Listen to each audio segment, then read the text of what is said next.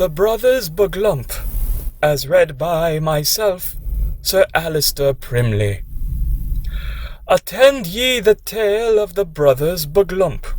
One was named Gump, and the other one Sump. They abandoned their tribe to seek riches and glory. So pull up a chair, and I'll tell you their story. Now it should be noted Gump and Sump weren't alone.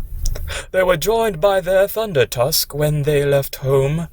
The tusk was an ornery, grumpy old beast, but the brothers Bohgglump he tolerated, at least, for they'd found him a pup, shivering and alone.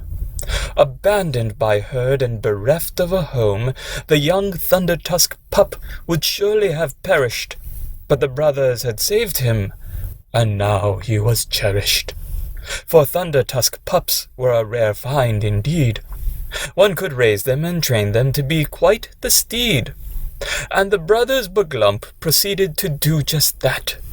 The pup grew up, and up on it they sat, as they did on the day when they ventured from home, to find fortune and fame in the great wide unknown.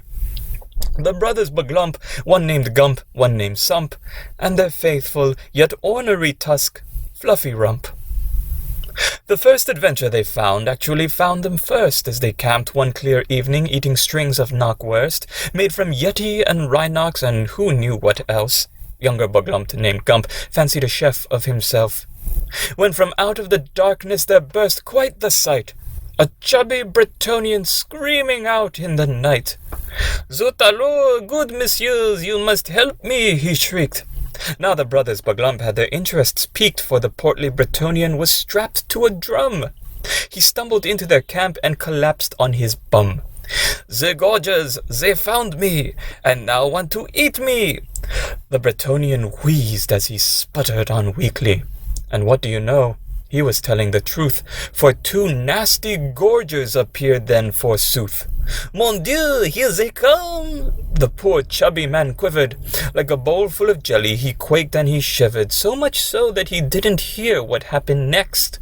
The gorgers were dispatched, quite more than this text could ever describe adequately enough. Suffice it to say, though gorgers can be quite tough, two could never be dangerous to Sump and Gump, the brothers Bohgglump and their tusk Fluffy Rump.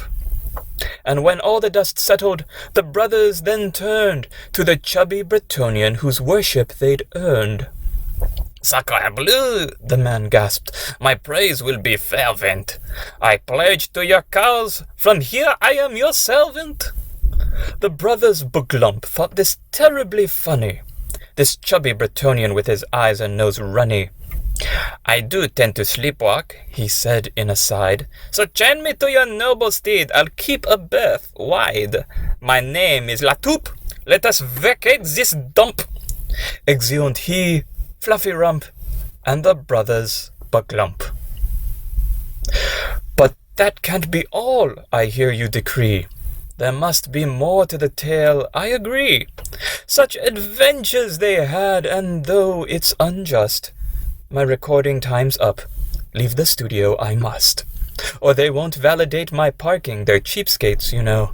So until such a time as there is ample dough to fund more recording time, I must away to narrate another audiobook, sad to say. But their memory lives on, the brothers Bohgglump, one named Sump, one named Gump, and their tusk Fluffy Rump. Not to mention that drunken sleepwalking Latoup, as long as exists Patreon and YouTube.